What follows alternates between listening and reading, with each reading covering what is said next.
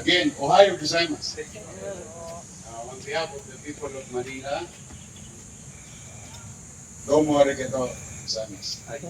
Ay, at sa ating pong mga bahagi ng pamahalaan, kami po dito sa Maynila, natutuwa po kami ni Cecil.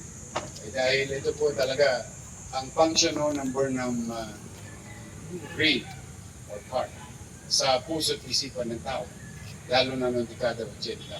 Ito yung tinatawag namin gulong-gulong sa damo. Dito kami nagpapasyal at nagpapagulong-gulong, magsyota, girlfriend, mag-asawa, pamilya. Even on a Sunday, especially during the early 80s, from Tondo, all the way, yung tatay ko, dadalhin ako dito, manonood kami ng sine. May pasine dito.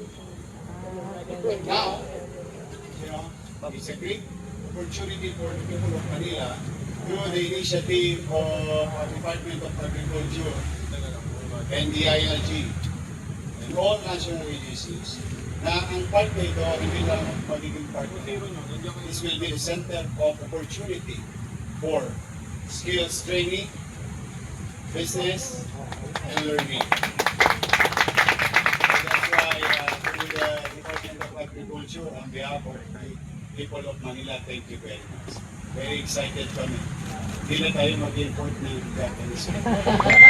Ang mahal eh. Takay yun,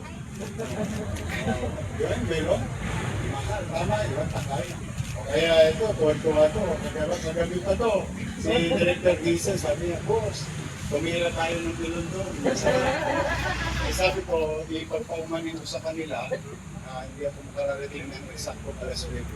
Dala ng dumating din si Presidente sa Maynila upang kaharapin, eligible meet and greet his presidential scholars. 4,269. We just received 20,000 pesos for their family and themselves. At least to ease the burden and cost of enrollment itong darating na So kami nalulugod. At kami naman, with the Denso family, thank you very much sa inyo. At umasa kayo in line with, alam mo yung Bureau of Plans, nakasama ko yan, nagbiyahe kami sa Singapore. Talagang inaaral namin yung future of urban farming. Lalo na in a highly urbanized setting like the city of Manila and Metro Manila. And other highly urbanized cities, about 200 plus of them all over the country. So this will start in kilometer zero, just so you know. Because the Carabao, see the clock.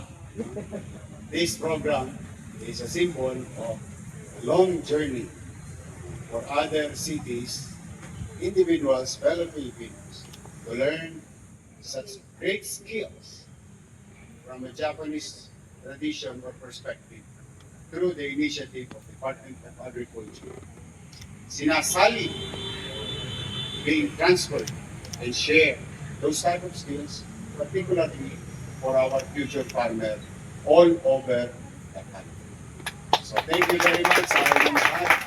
Malubog at may puso ang aming pasasalamat ni Cecil, ating direktor ng NPDC at mga kasama namin sa Panola. Then so, to DA, to DILG, thank you very much sa inyo. Pagpalain nawa kayo ng buong may kapal. Maraming salamat. Kami lang. Thank you.